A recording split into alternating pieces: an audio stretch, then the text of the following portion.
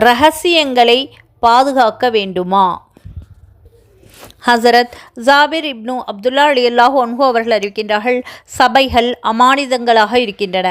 சபைகளில் பேசக்கூடிய இரகசிய பேச்சுக்கள் பகிரங்கப்படுத்தக்கூடாது, 3 சபைகளை தவிர. அந்த 3 சபைகள் பேசப்படுகின்ற இரகசியங்கள் உரிமையாளர்களிடம் சேர்ப்பது அவசியமாகும். முதலாவது, அநியாயமான முறையில் இரத்தம் ஓட்ட கொலை செய்ய பேசப்படுகின்ற இரகசியம். இரண்டாவது, விபச்சாரம் சம்பந்தமாக பேசப்பட்ட இரகசியம். மூன்றாவது, அநியாயமாக பொருட்களை அபகரிக்க பேசப்பட்ட இரகசியம் என்று ரசூலுல்லாஹி ஸல்லல்லாஹு அலைஹி வஸல்லம் அவர்கள் கூறினார்கள். இந்த ஹதீஸில் கூறப்பட்டிருக்கின்ற இந்த 3 செயல்களின் உதாரணங்கள் அடிப்படையாகும்.